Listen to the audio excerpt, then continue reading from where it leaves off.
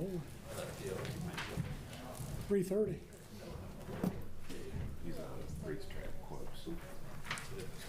Hey everybody, welcome to the redevelopment meeting for the City of Lawrenceburg for November 12th, 2024. Get it started with a roll call by Ms. Hermish.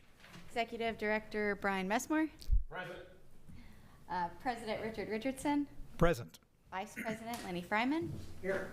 Secretary Kevin Schaefer absent. Member Janie Wilson is absent. Member Brian Johnson. Present. School Board Member Aaron Shepard is absent, and City Attorney Del Weldon. Here, thank you.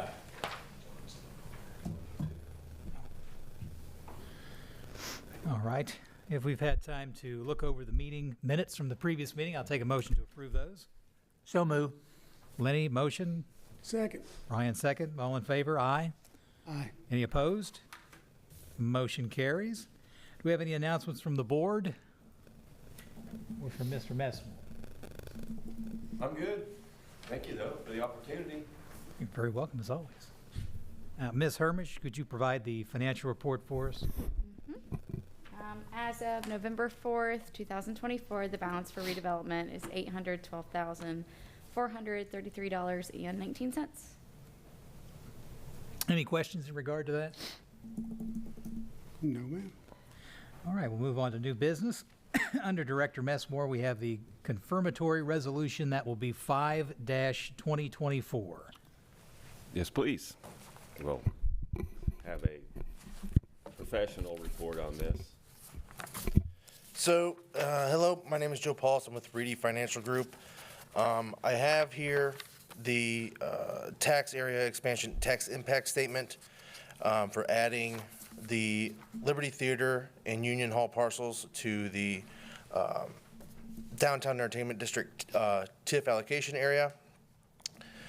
I don't know, there's more over there if anybody would like one, and I believe you have it in your packets. So we're looking to add the Liberty Theater and Union Hall to the TIF allocation area.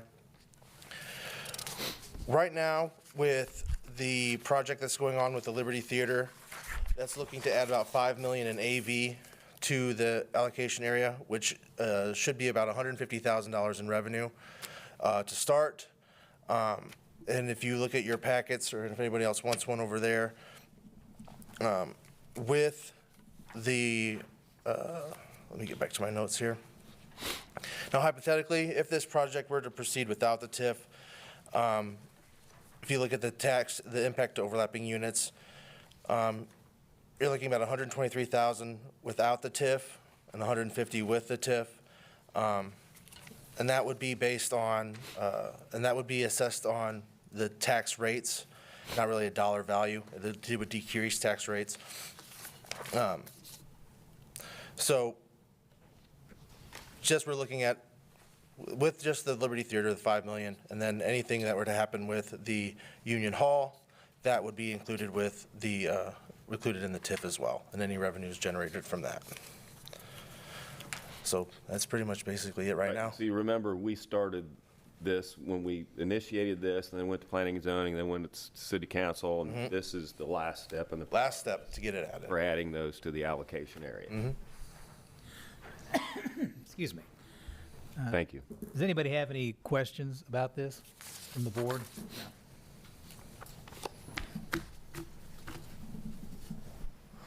If not, I'll take a motion to Bless you. approve Resolution 5-2024, resolution of the City of Lawrenceburg Redevelopment Commission confirming a resolution approving an amendment to the declaratory resolution for the Downtown Entertainment District Economic Development Area. I'll make that motion. Lenny motions. Do we have a second? Second. Second, Brian. All in favor? Aye. Aye. Aye. Any opposed? Motion carries. Thank you.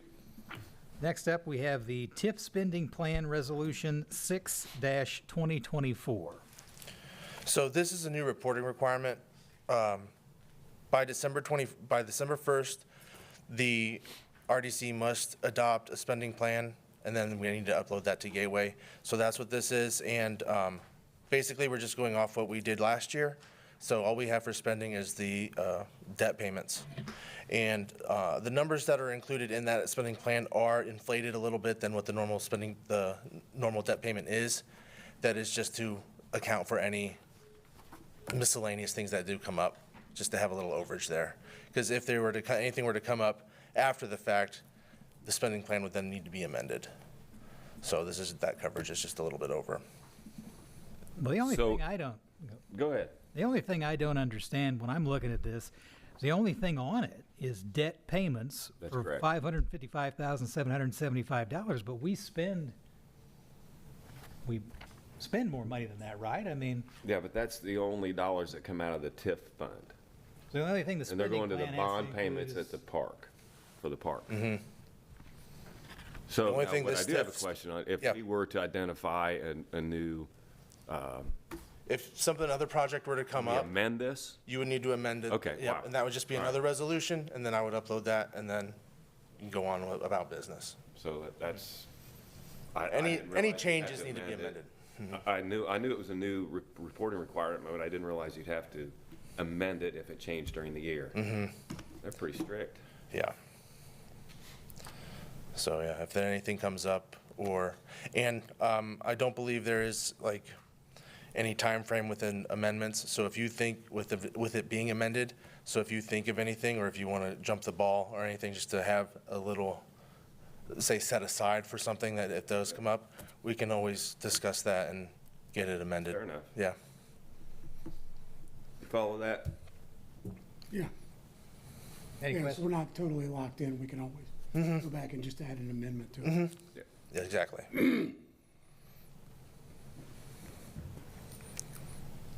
All right. If there aren't any additional questions, I'll take a motion to approve the TIF spending resolution 6-2024 for the Redevelopment Commission. So moved. Motion Brian, do we have a second? Second. Second Lenny. All in favor? Aye. Aye. Any opposed? Motion carries. Is there any additional new business that we did not cover? If not, we'll go on to old business. I'm very excited to have Kate Bussey here to present for us, I believe, the K. Bussey Greens. Yes. Go ahead and get started. Yep. Hello, everyone. Thank you all for your time. My name is Kate Bussey, and I'm here to discuss a project that I believe will enhance our downtown area by bringing a much-needed healthy eating establishment. So I grew up in this area. I'm not sure if you're all familiar with Bussey's Fruit and Vegetable Farm.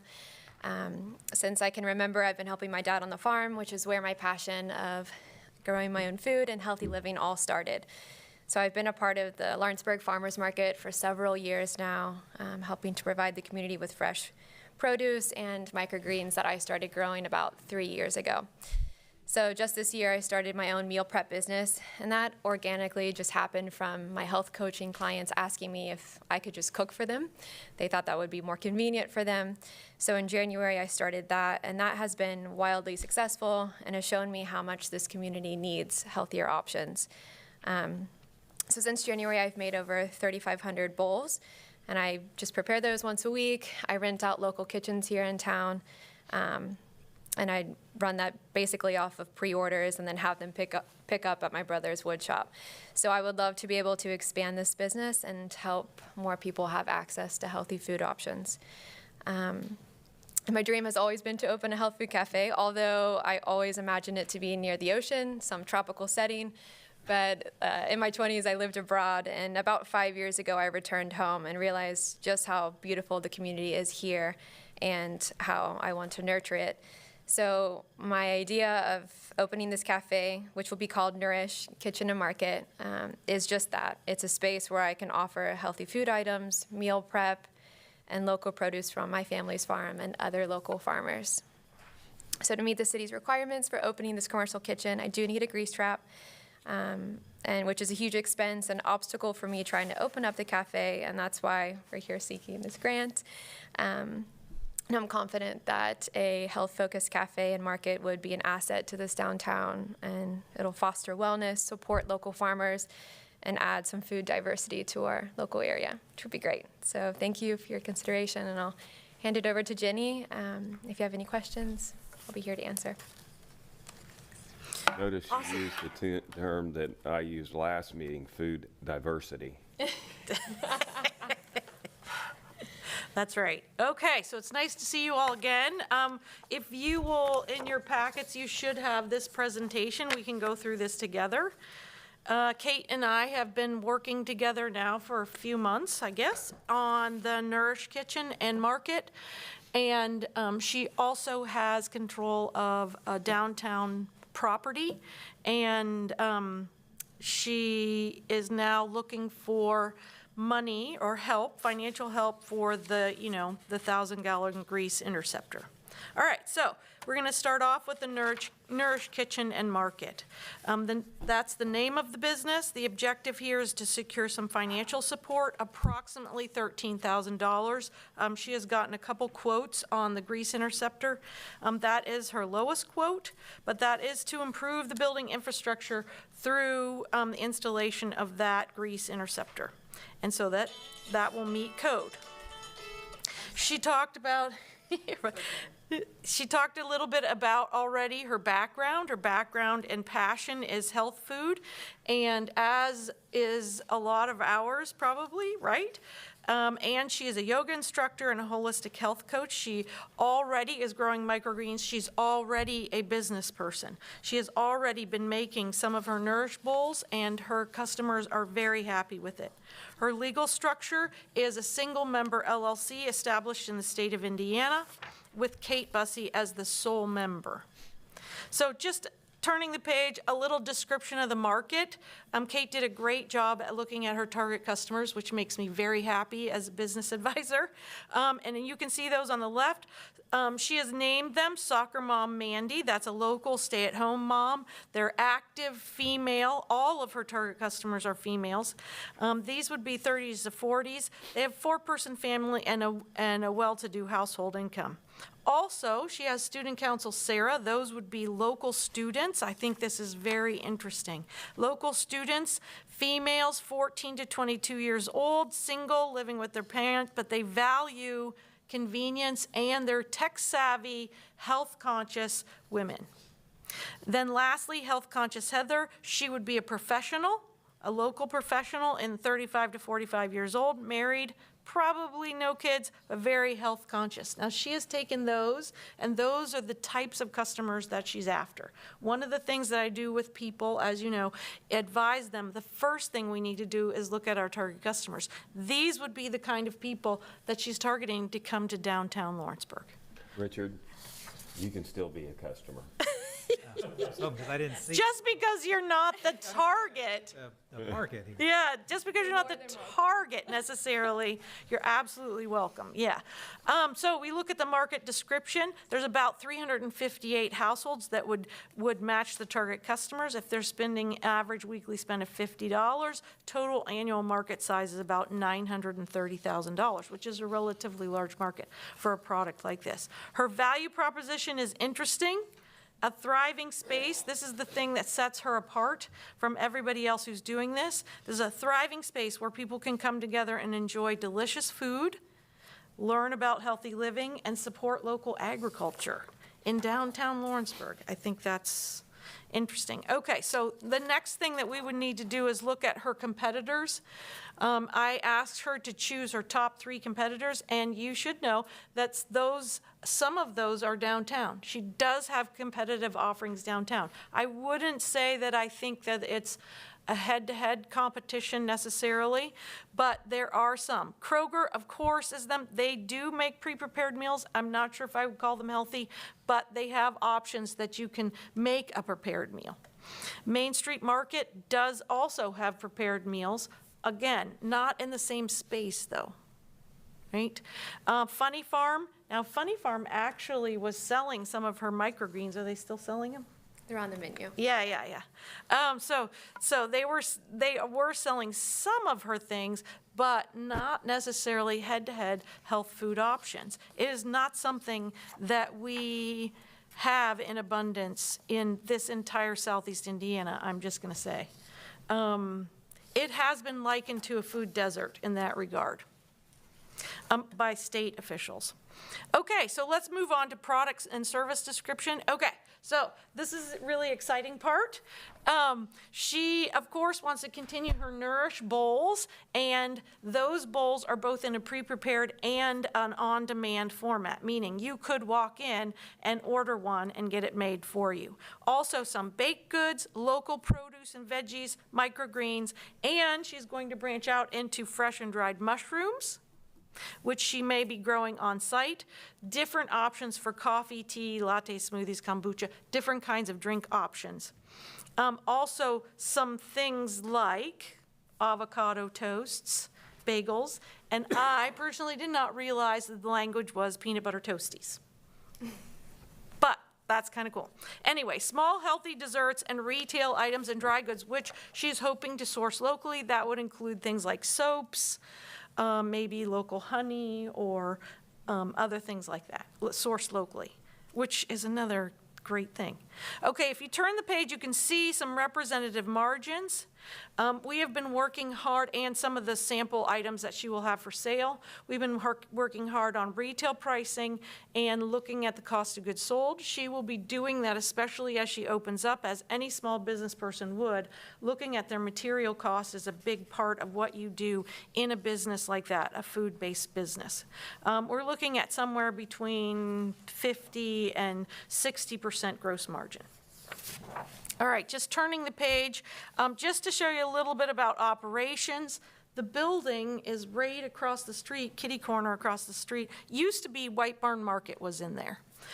Has a really nice patio in the back. I call it patio, but courtyard, atrium, yeah. Courtyard, thank you. Courtyard in the back where she has considered a little bit longer term having maybe some people in there for meals. People who could come in for a dinner. She would teach healthy living classes, that kind of thing. Overall, increasing the healthfulness within Lawrenceburg and the surrounding community. That is 219 Walnut Street. She has her hours listed there, Tuesday through Saturday, with Sunday and Monday closed. Labor requirements, of course, Kate is the manager-owner. She will need an assistant manager, and we have talked at length about the other person, kitchen, prep cook, barista, who may be full or part-time, depending on what she's going to need. Okay, so moving on to the marketing plan. This was another really great part in her business plan. So I talk to people a lot about these main parts, right? Big parts are marketing. How do you get people across the threshold of your store, right? And of course, financials. How much money are you going to make, or could you make? Where can you tweak that? And this marketing plan, I have a lot of clients who come in and they just throw things on the page, but I thought these were some really good marketing plan ideas. Also, industry trends. Anecdotally as well as trending. I know from my business, pre-prepared meals as well as on demand, right, in that healthy space is growing. I have had 4 clients in pre-prepared meals, all of them successful, all of them doing it differently. And so as I go also over to the high school, I taught some classes for maybe you know that Maverick Challenge is now changed to DICE. Anyway, the Maverick Challenge kids who are in the business class, they always, every year, will come with a pre-prepared meal business because there are tons of athletes, and those athletes know that they need to eat a decent meal, and their parents are busy, and they're having to cook themselves. And for whatever reason, they have a lot of money to spend. I did not at that age, but they do. They have money to spend, and they know, they've gone and talked to the coaches, they've gone and talked to their classmates. They know that if I had a pre-prepared meal business, that there is a built-in clientele at the school. Anyway, industry trends, health and wellness boom, locally sourced items is big. You've heard it over and over again. Whole foods versus processed foods. Anybody who's had any kind of health problem knows that that's an issue. Plant-based diets, although admittedly I'm not a plant-based diet person, but $22.3 billion market for plant-based diets and a growth of almost 12% annually until 2029. It's not going away. Convenience, convenience, convenience. People don't know how to cook their own food anymore. They don't know how to grow their own food, and they're looking for convenient ways to get it. Supporting local businesses also is big. Budget options and food delivery services that you know. All right, their big grand opening piece, so we'll focus on that for marketing. You can kind of read their marketing. They've already looked at their website. They want to take advantage of traditional marketing as well as social media. But the big thing is the mocktail hour, where they're going to be offering samples that people can come in and try. I think that's going to be a big, I think that'll be a big draw for a new and creative grand opening, better than just a ribbon cutting. Other events, right, farmers market and hosting, which we talked, the farm to table dinners. All right, so looking at the financials, you want to know, first of all, how much, is totally going in this. She has an investment of about $77,000 total. A good proportion of that is in fixed assets, including equipment and other fixed assets like signage and leasehold improvements, that kind of thing. It's a major investment for her. And she is spending all of it out of her own pocket. So that's why we are here. You can look on the next page. Her down payment part is close to $40,000 of that.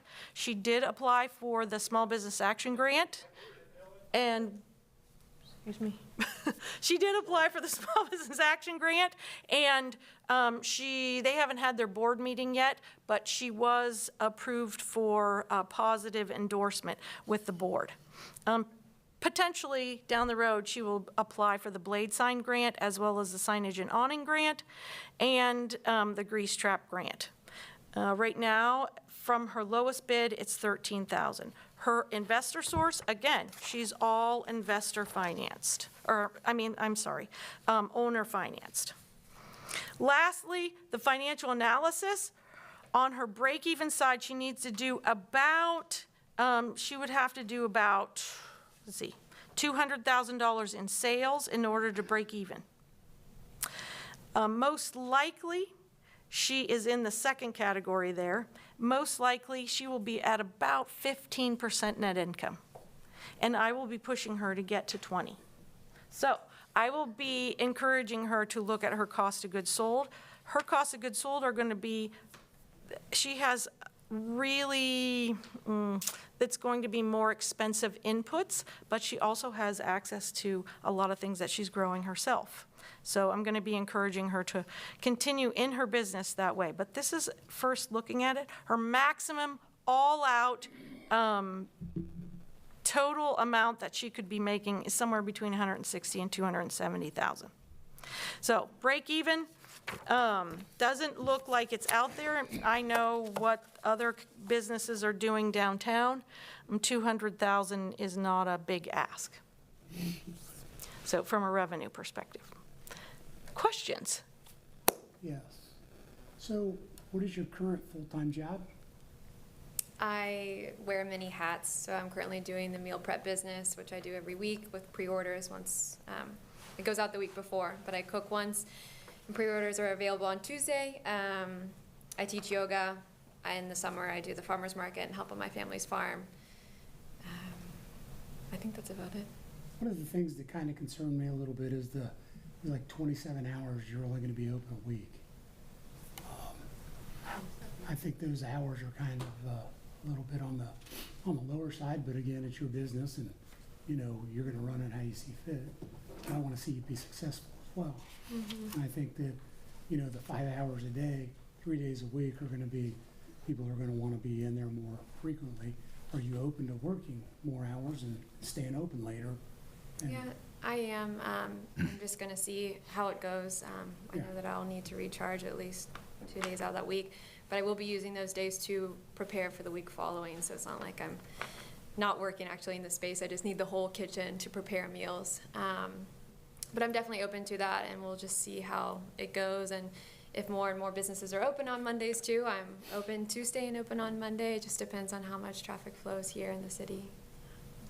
But I am open. We had the same discussion in the Economic Vitality Committee meeting, and the experience has been, everybody has to figure out their hours in this town. It's not a sure thing one way or the other. And we had that conversation in depth before we voted to proceed and give it a favorable recommendation to the full board. But yeah, I'm just making that comment that Yeah, no, that- I agree with Brian, but everybody's got to figure it out. It's like I told you, everybody else who's done it downtown is doing what you got to do. You just got to figure it out, and you will.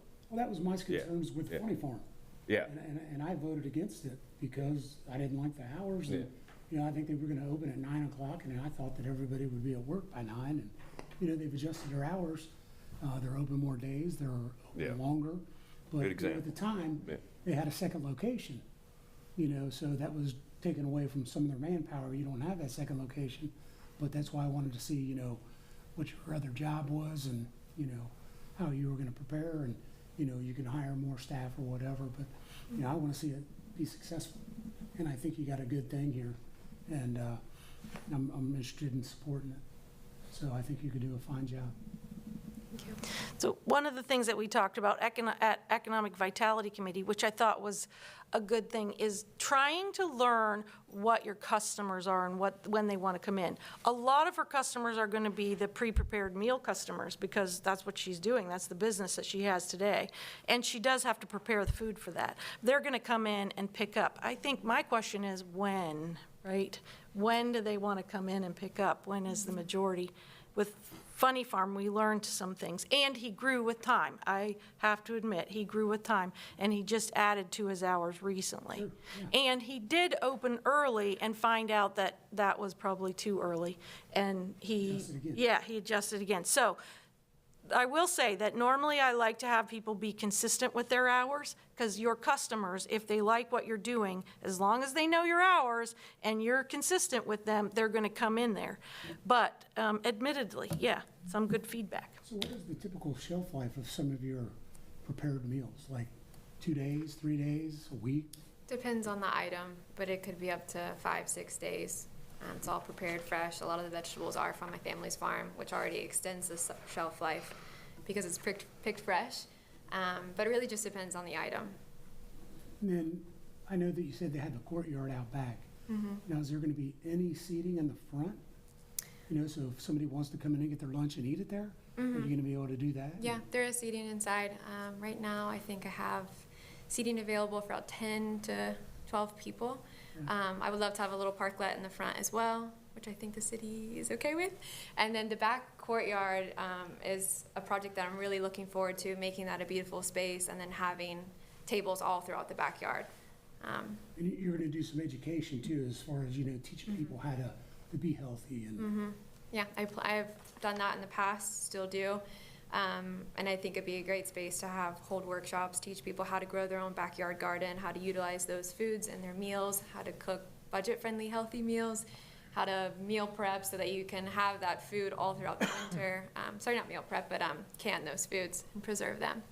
So I have lots of options and ideas for those sorts of educational opportunities and workshops that I would like to host.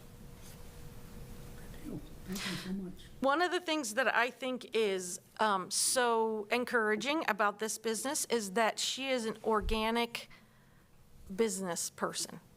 It grew out of her own passion, and she just started to do a little bit more and a little bit more and a little bit more, and she worked hard at it, and she had customers who just kept coming back, and she was selling out. Right now, she's taken that next step to open a location. To me, I wish I had a lot of clients like that. I wish I had, first of all, I wish I had clients who already had customers before they open. But second of all, which she has, second of all, that kind of organic growth and hearing that people are wanting her product, right? They're desiring it, as opposed to guessing if they're going to like it, which is what we usually do. And usually what I'm in talking to people about is our hypothesis of how it's going to go. But in her case, it is an organic growth into it's not a huge space, smaller space. I'm actually hoping that she grows out of it. I'm hoping that she's, you know, telling me a year or two from now, hey, I need more space. But of course, I will come back here then and ask you guys for more space. But that's what I'm hoping. And if that's the case, here's the benefit to Lawrenceburg.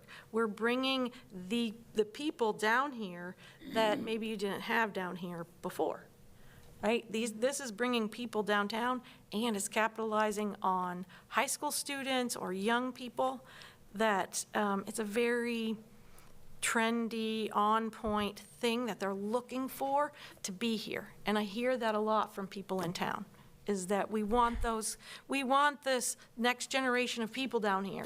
This is the kind of thing that they want, that they're looking I for. will say this, I was a vegan for 3.5 years, and one of the issues that I had was finding food in my hometown that I could eat. We couldn't go to the local restaurants because I couldn't get anything at the restaurant, or I'd have to piece something together off of a menu, find out what was in it. Whereas this idea, this concept, I walk into your store, I say, hey, Kate, I'm vegan, this is what I'm looking for, and she can make me what I want, Yes. right? And that's she's going to have a lot of vegan options, I definitely think. this- Yeah. Yeah. I don't know, had I had something like that here, maybe I would have continued that journey, I don't know. You know, I certainly was a lot healthier, I felt better, I had more energy, so I cannot say enough about the good benefit of having a plant-based diet. But apart from that, it's just the healthy food, right? I mean, if we're living in a food desert for this kind of food, Yes. we can see it with our eyes. You go to Kroger, you buy produce, you bring it home, it lasts for what, a day? I mean, it's ridiculous. But you go to a good farm-to-table place, you get those groceries. You know, there's a farm we visit in northern Kentucky, and we bring the food back home, and it lasts for a week. It Yes. lasts for a week. So, you know, her shelf life for this food is going to be longer than you think, because we're all used to eating unhealthy, processed food all the time. And the food that we get that we think is healthy just doesn't last. It just Yeah. doesn't.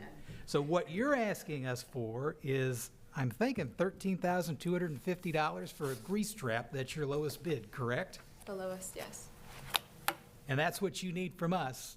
as Yes, a- that's what she's looking for help with, yes. I'm gonna make a motion, we go ahead and support this. I think it's a good thing. Do we have a second? I second it. All in favor? Aye? Aye. Any opposed? Motion carries. Congratulations. Welcome, Thank Kate. you very much. Congratulations. Thank you so much. Thank you also for the opportunity to come in again. Lenny, you can try. I was just sitting there thinking, Vegan mix. I was going to ask her, I said, does it make you lose weight? I was raised on a farm, so yeah. I think it's a If you pretty can good get you on deal. that meal plan, you can get all pre-made meals, you'd be all set, Lenny. Yeah. Not that you look great. I might look like you one of these days, Richardson. Tell you any You different, have to get a Lenny. haircut, a little closer. Yeah. That's what it was. All right, and we've got 533 West High Street, new home ownership design. Yeah, let me figure out where I'm at. Okay, let's table that one. We do not have that design yet. That relationship, based on our discussion last month of the owner changing, I mean, he's agreed to, the players are all working together, we just don't have a design yet. He's agreed to sell the property for what he bought it from us. We have to approve the house design based on Low Mill's recommendation. Everything's moving, it's just slower than expected. Okay. Do we have a motion to table that? So move. Ryan, we have a second? Second. Lenny, all in favor? Aye. Aye. Any opposed? That motion does carry. We will table 533 West High Street new home ownership design. And then we have the 531 West High Street utility extension. Yes, if I may, I brought this to your attention, to the board's attention last week.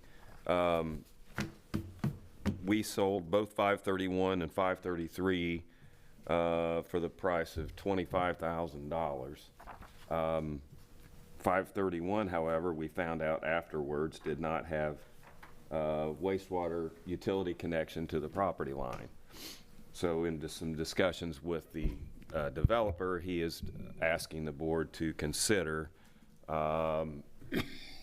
participating on the expense of $5,800 for the installation, which that has been completed, by the way. So again, you know, I think going into it, we assumed 531 and 533 were both buildable, ready to build lots, and 531 was not. So it's at your pleasure. Well, I'm gonna make a motion that we don't help them out, that they should have done their due diligence and looked into that prior to purchasing the property. You know, we've got money in the property as redevelopment, getting it ready.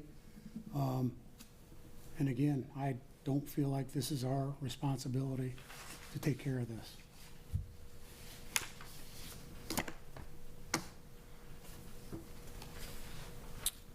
We have a second to that motion.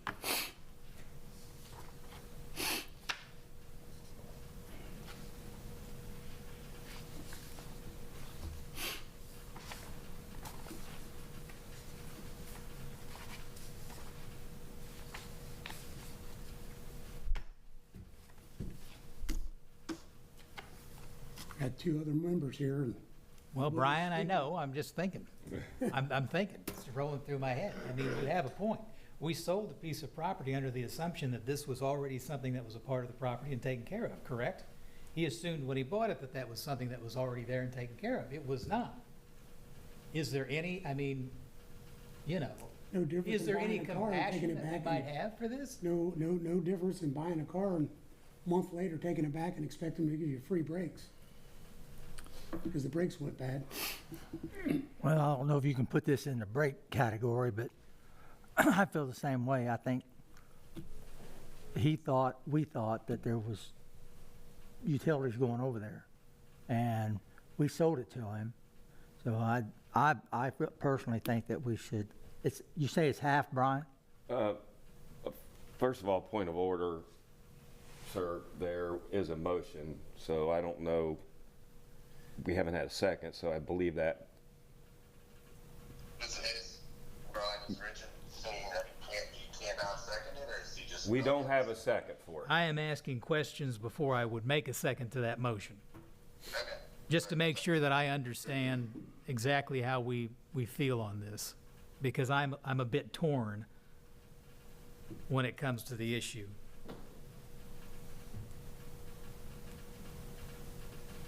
So would it be for us to cover the $5,800? Upon, yes. Okay. Not Is to that the exceed. total cost? Not to exceed. That's the total, not to exceed. I would say not to exceed, That was the total cost of Yes. putting in the, yes. Which was a pretty good price. Excuse me, I have a question, maybe? yes, that's Councilman Tommy Roulette. Yeah, did anyone take into consideration to check with our utilities to see if there was a lateral there before you sold the lot? Or did we just assume? Assumed that there was a home there. So really, it was, so to speak, the redevelopment's fault for not looking into it, not so much the buyer. Because you guys assumed it was and may have led them that way to think there was one there?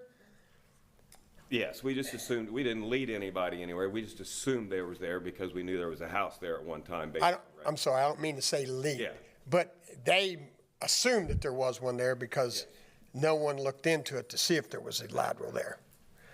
So in part, it was really redevelopment's fault or the city's That's my fault. opinion. Yeah, yeah. my opinion. Not so much, what I'm trying to get at, if you understand me here, it's not so much the person that purchased it, but you guys telling him or thinking that there was one there.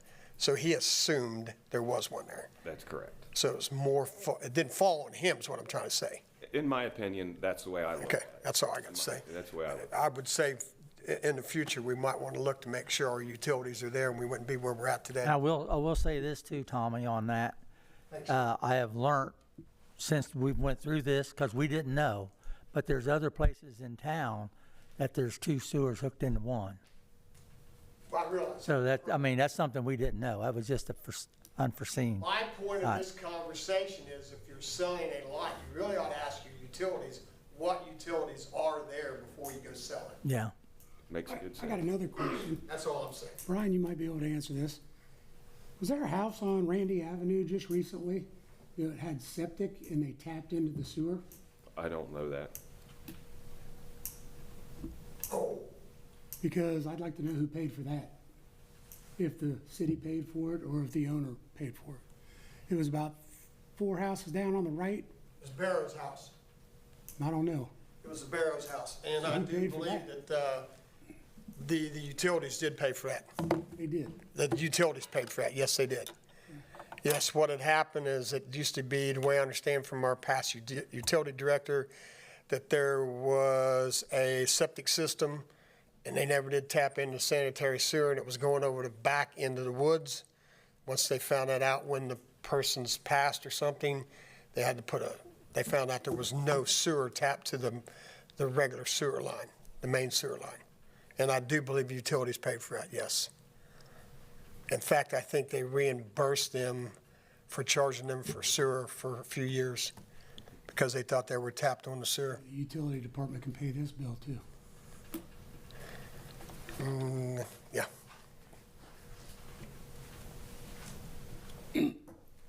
Brian's motion will die for lack of second.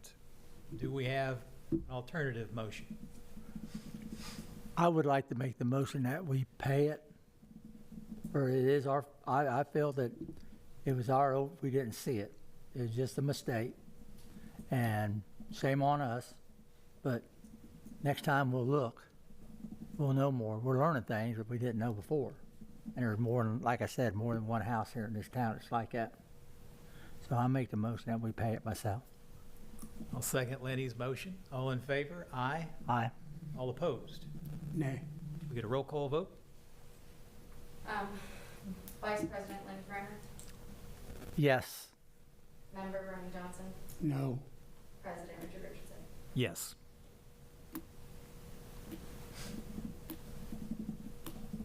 That motion carries. Thank you. And good conversation. I think everybody sees all sides of it. I think in the end, given all that occurred, that was don't like giving money away, but that was a fair resolution to the problem. Thank you. Can I ask one more question? No. If it was fair, wouldn't the right thing to do have it been in the contract or ask us to split it instead of paying for the whole thing? No comment. Thank you. Any additional comments or questions? Not, we'll move on to the last item of old business. We have the Main Street report that was provided in our packets. Any questions about that? Questions for you?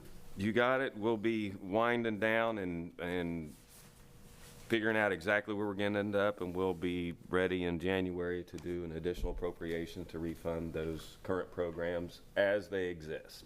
Are we going to have a discussion about increasing funding for any of those programs? I was not going to present any increase in the programs. In the past, we've considered adding additional funding to those programs, mid-year, late in the year. That's how we've handled that before. At this point in the game, was just going to go back with the same budget we had last year. Okay. Any questions? If not, move on for approval of the claims. Do we have a motion for that? So move. Motion Brian, do we have a second? Second. Second Lenny, all in favor? Aye. Aye. Aye. Any opposed? That motion carries. And comments from the audience. Councilman Thomas Roulette. Roulette again. I'm just touching base on where we are with the EDA with Strong Pizzas. Let's see, where are we? They have figured out that the split has been recorded correctly, so from that standpoint, they can proceed. However, the title underwriter did find a judgment from like 2016 that was placed on that property, and we are in the process of trying to get that released. Is that the proper terminology, Mr. Weldon? That's exactly correct. We should have that done soon. A judgment. Yes. Interesting. It is very interesting. So that's strong. So where we are with the rest of the Davis property. The rest of the Davis properties are as is.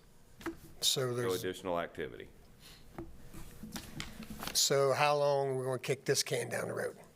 I work for the mayor. When he's ready to begin negotiating and searching that out, I'll be tooting the horn with him.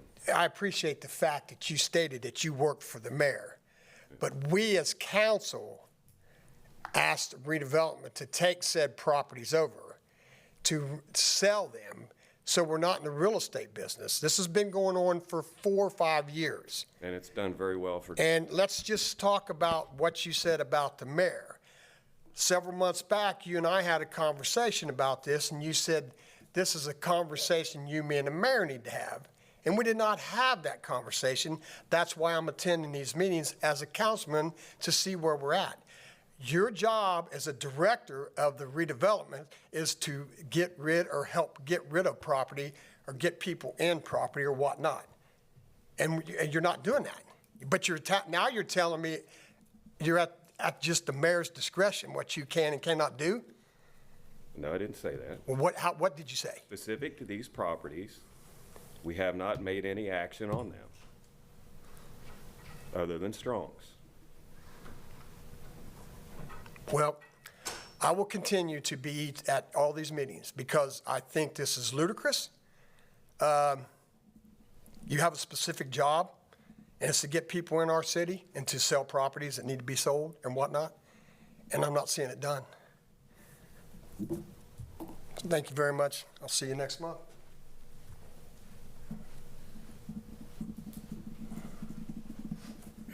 Any additional comments? All right, if not, I'll take a motion to adjourn. How about comments from us on old business? Oh, Have yes. we heard anything about the property over the Durban Bowl? no, they'll find out this month. We'll find out this month. Yeah. We have a date when we're going to be notified. I can double check. It was the 20th or the 22nd. Would you please send out an email Yeah, I can do that. and do that? Yep. Let me know. Let the board know. I hope there's a smiley face on it when we get the email too. Yeah, that'd be nice. Hopefully it's a celebratory. That's for the tax credit housing project at Durbin Plaza, if you didn't know what we were talking about. Any additional comments, questions? Yes, sir. Not, take a motion to adjourn. So moved. Ryan, motion? Second. Second, Lenny, all in favor? Aye. Any opposed? Motion carries. I don't know what's going on, but you guys are beating me to that draw at the end. Did your boy make it? They've been beating me into count.